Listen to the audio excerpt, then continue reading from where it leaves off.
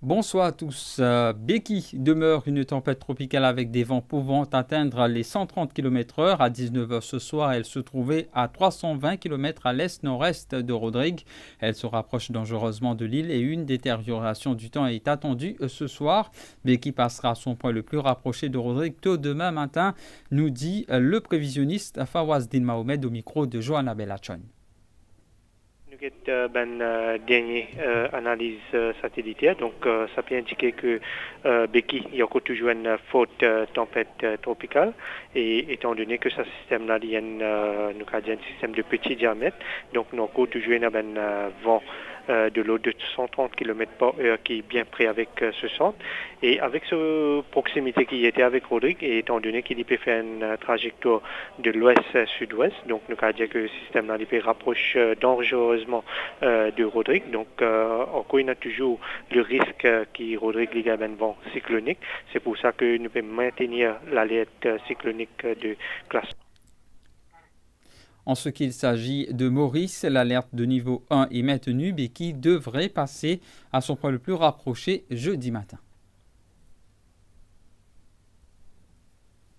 Dernière analyse satellitaire, donc ça peut indiquer que Becky il y a toujours une forte tempête tropicale et étant donné que ce système-là il y a un système de petit diamètre, donc nous avons toujours un vent de l'eau de 130 km/h qui est bien près avec ce centre et avec cette proximité qui était avec Rodrigue et étant donné qu'il peut faire une trajectoire de l'ouest-sud-ouest, donc nous avons dit que le système là il peut rapprocher dangereusement de Rodrigue, donc encore il y a toujours le risque qui Rodrigue il y a un vent cyclonique. Et en raison de l'alerte cyclonique à Rodrigue, donc la compagnie nationale d'aviation Air Mauritius a annoncé la suspension temporaire de tous ses vols à destination et en provenance de Rodrigue. Ziad Partesi, directeur commercial par intérim d'Air Mauritius, a confirmé la suspension des vols et a précisé que l'aéroport de Rodrigue serait isolé en raison des conditions météorologiques cycloniques attendues dans les heures à venir. Donc, tout fait qu'il y a l'information qui Rodrigue passe en classe 3 et en toute probabilité l'aéroport de Rodrigue aussi pour fermer. Mais certainement, quand il passe en classe 3, l'aéroport pour fermer dans les heures qui suivent. Mais là, l'aéroport de Rodrigue fermé, nous va pas opérer le Rodrigue. Il faut communiquer en ce sens dans les minutes qui suivent. Maurice dit normal, tout nous en avion peut opérer normalement, peut aucun changement. Les élus du numéro 11, Anishta Babouram, Ashley Ramdas et Manoj Sibon, ainsi que Johanna Béranger et le docteur Arvin Boulel se sont rendus à Marchicos ce mardi matin. La lutte contre l'incendie qui ravage Marchicos depuis le 6 novembre pourrait prendre encore 35 jours, mais les 5 nouveaux élus affirment qu'ils ont imposé un délai de 15 jours pour circonscrire le sinistre. Un plan d'urgence dit Crisis Committee est aussi en gestation, surtout à l'approche du cyclone Becky, afin de contrecarrer les potentiels effets néfastes pour la population. Keshavshidam, Nivesh Narainen. Une réunion a eu lieu entre les nouveaux élus et les autorités concernées, dont le ministère de l'Environnement, les pompiers et la compagnie en charge du site d'enfouissement. À l'issue de la réunion, le docteur Arvin Boulel, l'ancien député de la circonscription numéro 11 et actuellement élu du numéro 18, a déclaré que c'est un désastre écologique et environnemental sans précédent.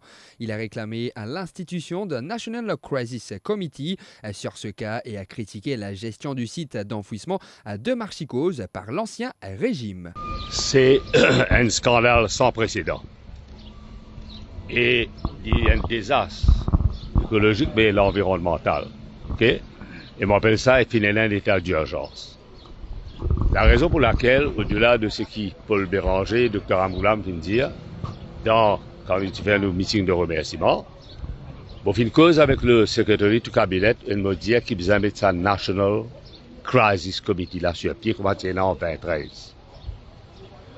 Et là, plusieurs fois, nous demandons questions dans le Parlement. Mademoiselle Johanna, nous demande questions, beaucoup de camarades.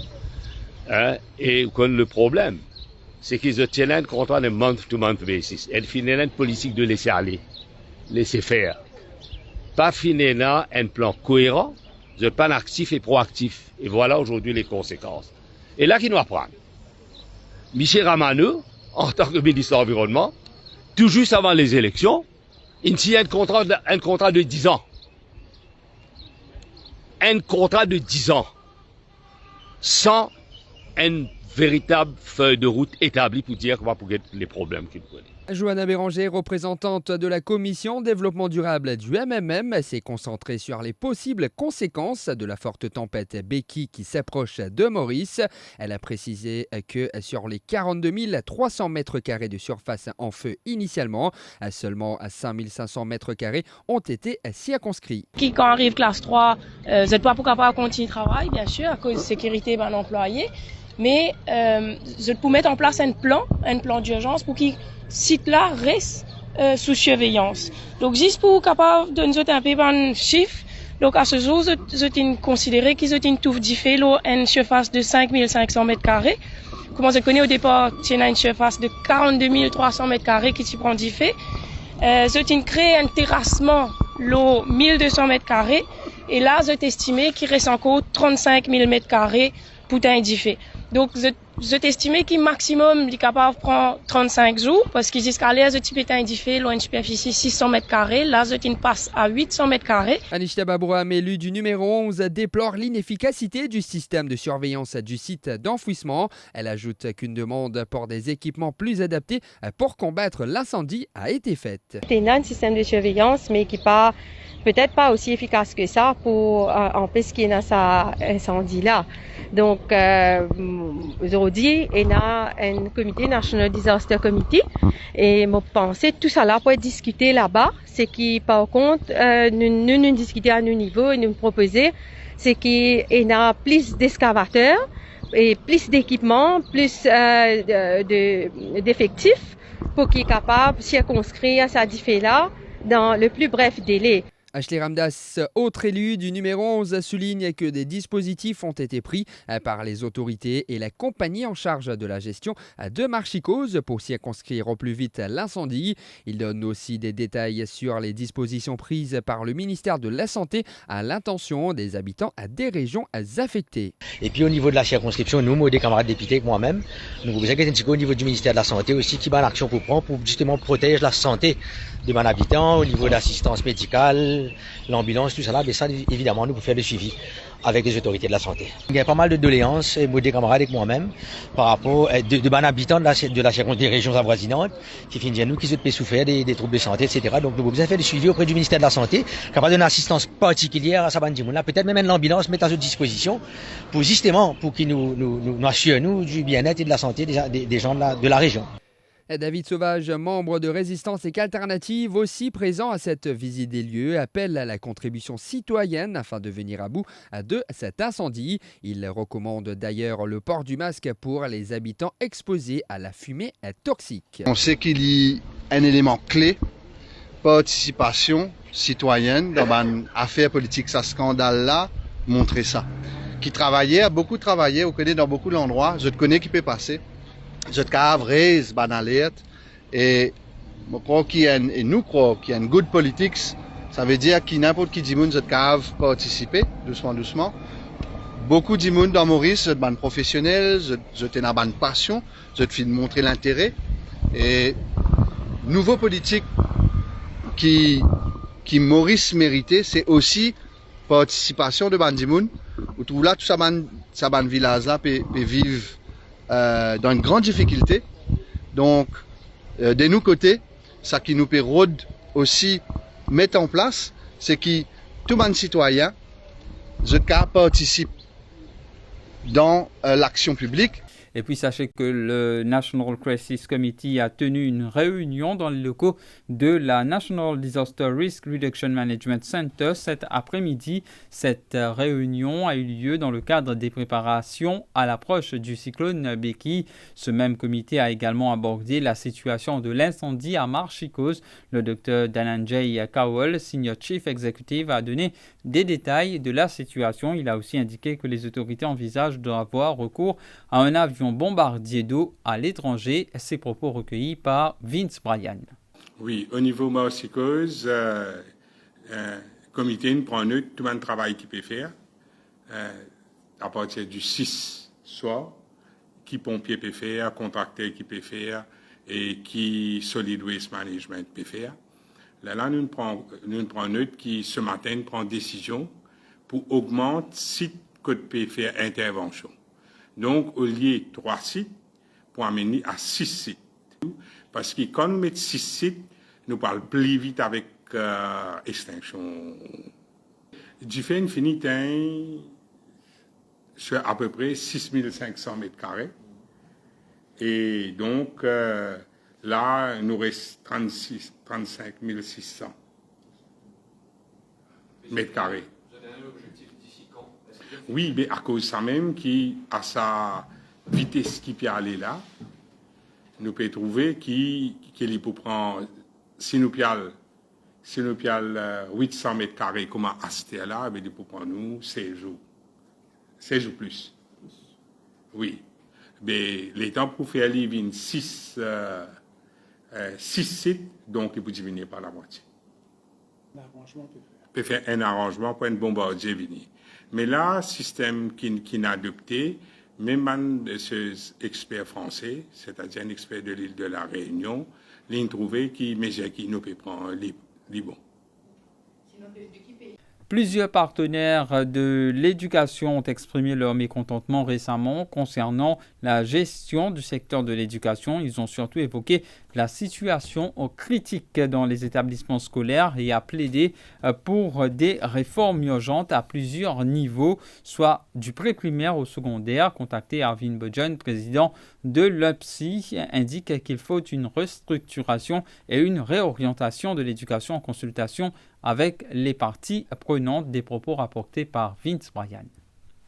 C'est un problème. Nous pensons que le futur ministre de l'Éducation, il a la bénédiction du Premier ministre pour nous capables de faire une réforme complète. Nous prenons depuis pré-primaire. Il y a une réforme qui divise en 3 différentes phases. Parce que c'est dans les choses qui mal partout là. Il y a une affaire qui est traitée dans l'immédiat, et puis il y a une autre qui peut venir dans le medium, avec une autre qui peut venir dans le long-term report. Et rien qui fait quand il amène 9 years ruling, il amène une réforme que même stakeholders, même de parti connaît, qui est là dans la réforme là. À la fin de la journée, n'importe quelle réforme qui vient pour amener, c'est un stakeholders, comment teaching, non-teaching, administrative, qui vient implémenter ça. C'est high time aussi, pour nous traiter d'un problème urgent.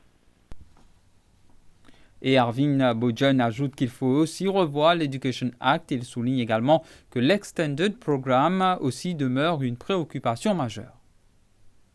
Education Act amendement qui s'est fait en 2022, 2023, il continue un problème visant capable de revoir ça complètement. C'est ça même la source des problèmes majeurs. Deuxièmement, ça va faire qu'il y a un extended programme là même, visant capable de donner une façon pour moi pour scraper et il faut bien en face parce que nous devons avoir une cohorte qui est déjà engagée. Donc nous devons trouver une solution pour cette cohorte qui est déjà engagée là. Un medium term, comment nous pouvons faire des tâches et in the long term, qui nous peut amener des sous-places. Le problème plus grave encore, c'est primaire. Nous toujours trouvons, quoi qu'il donne support teacher, quoi qu'il instance non de PCP, une télévision PESAC, et là, 25 à 30% failures, c'est continuer par être depuis là-bas. Vous pensez, la façon méthodologique, subject area qui nous fait teach, nous devons revoir tout ça là.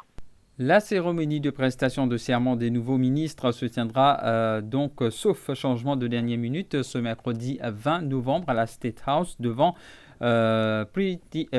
Prithviraj Singh Rupan. Depuis plusieurs jours, il y a eu de nombreuses consultations en vue de la finalisation de la composition du cabinet ministériel qui composera 24 membres, incluant le Premier ministre, soit le maximum autorisé par la Constitution. Maître Gavin Glover a déjà été désigné pour occuper le poste d'Attorney General. Par ailleurs, des modifications dans les appellations et responsabilités de plusieurs ministères sont attendues. Ces changements visent à insuffler une nouvelle dynamique et à renforcer l'image d'un gouvernement en phase avec les aspirations du pays. Compte rendu de Douchina Pigadou. La sélection des La sélection des futurs ministres repose sur des critères variés tels que les compétences individuelles, l'appartenance politique, la représentativité des circonscriptions et l'équilibre ethnique. Le gouvernement cherche également à accroître la présence des femmes au sein du cabinet, bien que 12 parlementaires seulement sur les 66 appartiennent à la gente féminine. Dans une initiative visant à réorganiser le fonctionnement du gouvernement, le Premier ministre Navin Ramgoolam prévoit de nommer 10 junior ministers en remplacement des Parliamentary Private Secretaries. Cette formule, déjà adoptée en 1996, permettra de confier des responsabilités spécifiques aux nouveaux membres qui prêteront également serment devant le président de la République. Paul Béranger occupera le poste de Premier ministre adjoint, tandis que Shakil Mohammed sera vice-premier ministre et numéro 3 du gouvernement. Dans une déclaration à Top FM, Ashok Sobron de Résistance et Alternative a indiqué que son parti dispose de membres qualifiés pour intégrer le cabinet. Cependant, cela relève de la discrétion du Premier ministre. Avec ces nominations, le gouvernement de Navin Ramgoolam s'apprête à poser les bases d'une nouvelle ère politique entre renouveau et équilibre institutionnel. L'ancien l'ASP, Roshan Kokil, a confirmé qu'il avait été délibérément désigné comme bouc émissaire dans l'enquête sur les brutalités policières en 2022. Cependant, malgré le revers qu'il a essuyé en cours concernant la contestation de sa retraite forcée par la Discipline Forces Service Commission, il estime que l'affaire peut être relancée avec le contenu d'une bande audio diffusée par M. Moustas. Roshan Kokil a ainsi porté plainte ce mardi au caserne centrale contre l'ancien commissaire de police. Bon, ma présence dans la caserne aujourd'hui, c'est bien défini. Moi, faire une déclaration de complot contre l'ex-commissaire DIP. Alors, tout le monde finit trouvé à travers le Moustas Leaks qui finit un complot qui clairement finit faire avec un autre policier qui est un sergent pour les fabriquer des vidéos, des messages, etc. pour tenir à mon image. Alors, je ne suis pas capable de laisser une affaire comme ça passer, c'est impossible dans un pays civilisé. Et venant d'une personne qui peut tenir un poste de commissaire de police, je suis capable d'expecter ça, comment dire, de la part d'un ruffian, d'un habitual criminal, mais pas de la part d'un commissaire de police. Ça, c'est haine. Et Roshan Kokil met en doute le rapport de l'ancien commissaire de police à la discipline de Forces Service Commission. Vu qui maintenant est clair, qui lienant sa don pour faire des fabrications, moi, il y a de bonnes raisons pour croire que le rapport qu'il a envoyé d'IFSI contre moi a aussi été une fabrication. C'est pour ça que le DFSI, qui a fait un rapport là, fin d'accord qui Kokil m'a retire. Alors, moi, je toujours maintenir mon innocence dans l'affaire pendrive. À aucun moment, je n'ai pas fini de faire aucun écart de conduite dans cette enquête-là. Et c'est lui et Servan Singh, je besoin de répondre dans quelle façon je trouve qui motivé. Ou soit il besoin de un scapegoat, il prend ça à la corde, là, il met dans mon cou. Ben ça, c'est trop facile. Voilà, c'est ça la raison. Et puis, après 8 mois en détention provisoire, Vishal Shipchun retrouve la liberté. Il était en détention provisoire depuis le mois de février 2024, après un cas allégué d'enlèvement et de séquestration perpétré sur un couple habitant Saint-Hubert. L'ex-pompier a passé plusieurs mois en détention à la prison avant de retrouver la liberté sous caution. Ce 18 novembre, il a pour cela fourni une caution de 150 000 roupies et signé une reconnaissance de dette de 700 000 roupies. Il clame toujours son innocence dans cette affaire. Bon, moi, je suis toujours pas mon innocence. Moi, je plaide non guilty. Ça, ça, par exemple, bon, nous connaissons que direction ça, c'est une caisse, assault with vegetation, sequestration. Alors, que ça est sorti depuis poste de police de Sangolette. Il y a la CID de Roswell. Depuis CID de Roswell, il y a la MCIT. Alors, this Major Crime Investigation Team, ce nom même, c'est Major Crime Investigation. Il va prendre une enquête comme ça. Et ça fait trouver cette direction. Ça, pièce provisoire là, tu peux faire que ça tente m'aider, le moins. C'est une gardement à la détention. C'est une réserve nous motion, cochon à la bière. Et nous parlons de la Cour suprême. Nous pouvons venir à la Cour suprême, mais nous disons qu'il y a 3 mois, peut-être, devant parler aux que ça. Par exemple, le ban des autres provisoires qui nous les a gagnés avant. Et ça là, un défi pour le même case. Au plus vite, il est capable de continuer à maintenir nous dans faire une qualité affaire pour qu'il nous passe au dessus et pour qu'on se dirait, pour cacher de la vérité. Et moi, on tout le temps vivre avec la vérité et tout le temps on prend la direction de la vérité.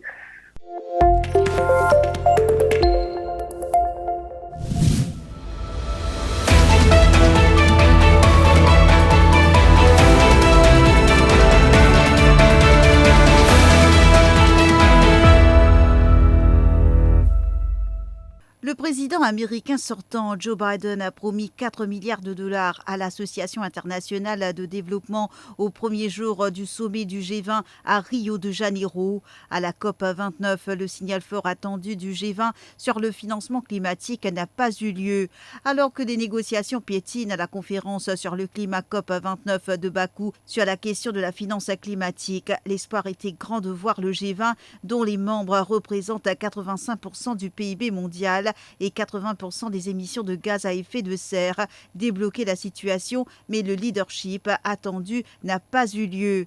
Dans leur déclaration finale publiée cette nuit, les dirigeants du G20 reconnaissent le besoin d'augmenter la finance climatique et de la porter à des milliers de milliards de dollars provenant de toutes les sources, mais sans préciser qui mettra la main à la poche.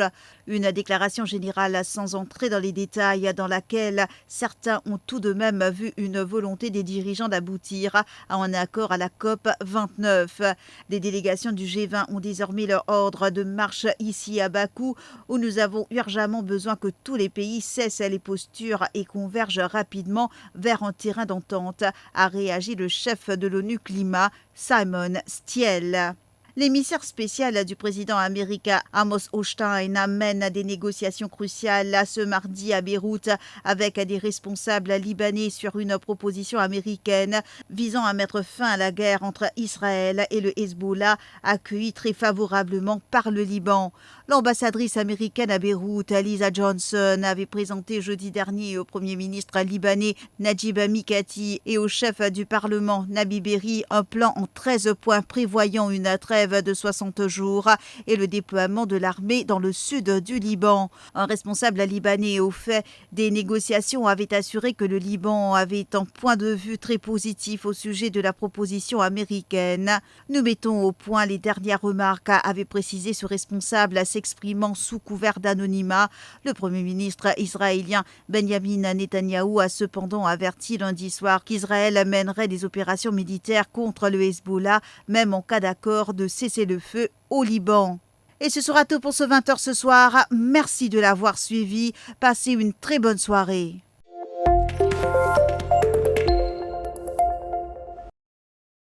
Tout Mauricien réunit loin ses l'antenne, dans tout la joie, même dans la peine. Il n'a pas de race ni couleur, n'a pas de figure, plutôt qui s'amodie n'a peine.